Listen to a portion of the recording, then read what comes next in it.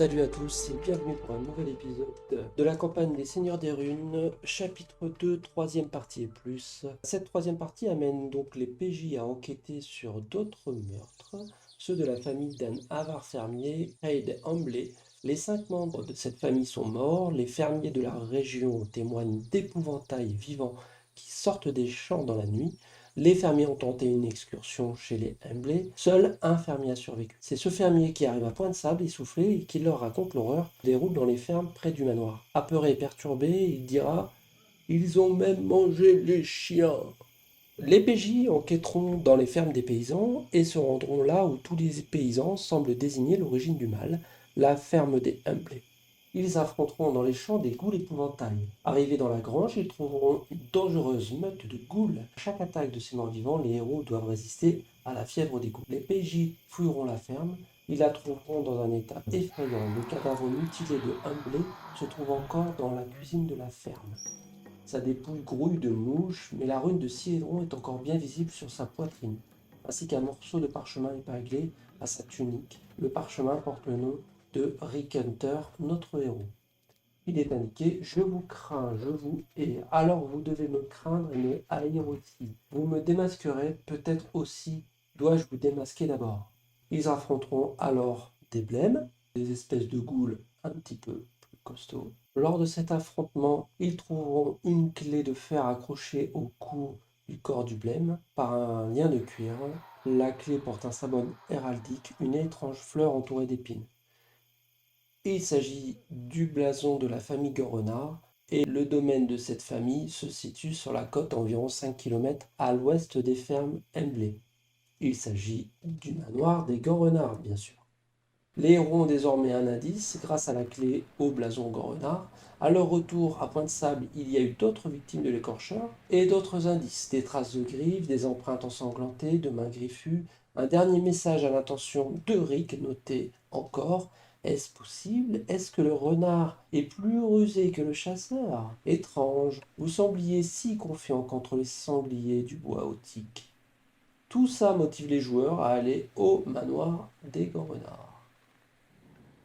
Pour la quatrième partie, les PJ vont donc enquêter sur cette histoire de manoir. Ils apprennent quelques infos sur la famille, notamment la construction du manoir qui a eu lieu il y a 80 ans par un certain Vorel Grenard, que vous connaissez, une tragédie qui a frappé la famille, entre guillemets, je me demande s'ils ne sont pas tous morts brûlés, à moins qu'ils soient tombés malades. Ils apprennent aussi qu'Aldern est venu pour réparer le manoir.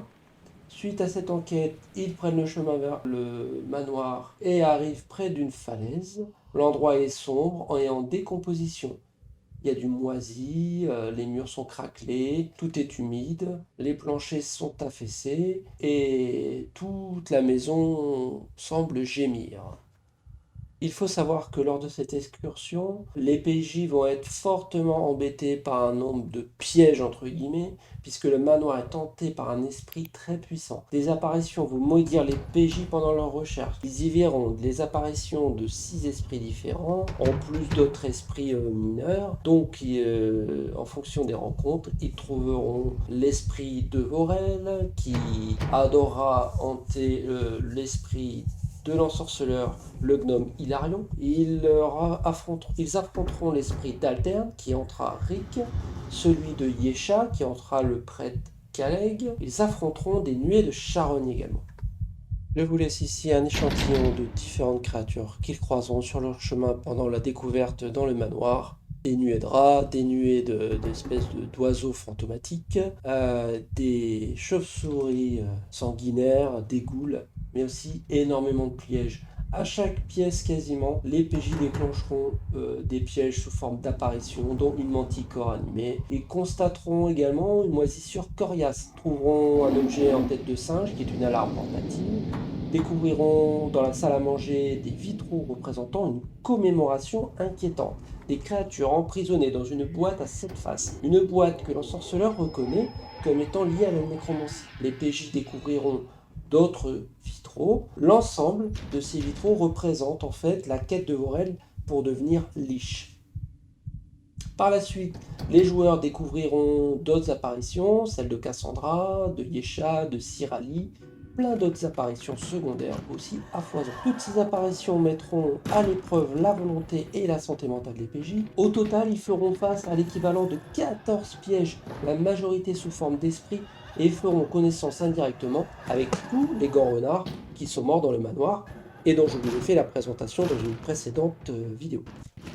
Ils seront contraints également d'affronter Yesha Ganrenard, la femme d'Aldern devenue revenante, qui est encore prisonnière au grenier, tandis qu'à la cave, ils découvriront l'atelier de Vorel. Hilarion, l'ensorceleur sage, sera hanté par l'étape de transformation de Vorel en liche et comprend à ce moment-là la signification complète des vitraux. La moisissure sur le mur est constituée des restes de Vorel Ganrenard. Après que sa femme a interrompu le rituel qui devait le transformer en liche, l'énergie nécromantique s'est retournée contre lui et a détruit son enveloppe physique. En fait, l'a transformé en une incarnation de la contagion et de la corruption fongique qui pousse maintenant à présent sur les murs de la grotte. Toute personne alors qui touche l'immonde moisissure noire doit réussir des jets de vigueur pour éviter d'être contaminée.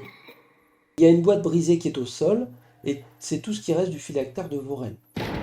Les PJ découvrent alors ce qu'il reste de Ganrenard, qui a été transformé en blême. Sa transformation a ravagé son esprit, mais son ancienne personnalité n'a pas entièrement disparu, du moins pas immédiatement. Alors, Aldern, du coup, a développé une triple personnalité. Il parle de lui tour à tour. Un coup, c'est sa seigneurie, un coup, c'est l'écorcheur, et un coup, c'est le tortionnaire. Il passe ses journées à converser avec lui-même en tant que sa seigneurie, qui craint l'arrivée du tortionnaire, qui considère comme une personne entièrement différente de lui. Sa seigneurie est une créature effrayée, avec des tics nerveux, une voix rapide et excitée. Le tortionnaire, lui, apparaît lors de périodes de trouble ou d'excitation. C'est un cannibale haineux et meurtrier qui ne songe qu'à continuer sa moisson de chair vivante. C'est la personnalité la plus étroitement liée à l'esprit de Vorel. Mais malgré sa fin féroce et sauvage, c'est tout de même l'écorcheur qui s'avère le plus dangereux. Cette personnalité cherche à trouver le salut et une raison de vivre auprès de la secte des écorcheurs. Peu à peu, il devient la personnalité dominante de cette âme torturée. Au fil du temps, Aldern le Seigneur et Aldern le Tortionnaire disparaîtront et Norgorbert pourra alors se vanter de compter parmi ses sbires un nouveau serviteur très puissant. Et là, pendant cette rencontre, Aldern est assis sur sa chaise lorsque les PJ donc arrivent, et c'est sa seigneurie qui a le contrôle à ce moment. Lorsqu'il voit les PJ, ses yeux s'agrandissent de peur et de joie. Mais dès qu'il aperçoit Rick Hunter, c'est le PJ qui l'obsède depuis le début, il se lève en titubant et il lui dit « Non, vous deviez mourir, vous êtes encore en vie ». Quelque chose comme ça, donc dans ce goût-là. Le tortionnaire alors prend le dessus et Aldern attaque. Dès qu'il est blessé, sa seigneurie reprend le contrôle. Aldern alors tombe à genoux, il pleure, il implore les PJ, il implore de le sauver. Il est terrifié à l'idée que le tortionnaire revienne à nouveau et il est prêt à dire n'importe quoi aux PJ pour les convaincre de l'aider. Tant qu'il est dans cet état, en fait, il peut révéler une grande partie de son histoire aux PJ et c'est ce qui va se passer. Malheureusement pour les PJ, dès que sa seigneurie commence à révéler les secrets des frères des Sept, l'écorcheur intervient, il se fend soudain d'un large sourire, se redresse lentement, il s'incline devant les PJ et leur dit « Je me demande à quel point votre mort affectera vos amis. Quelles tâches resteront inachevées alors que vous auriez pu les terminer ? Que découlera-t-il de ces promesses brisées? Comment vos morts fascineront-ils le monde ?»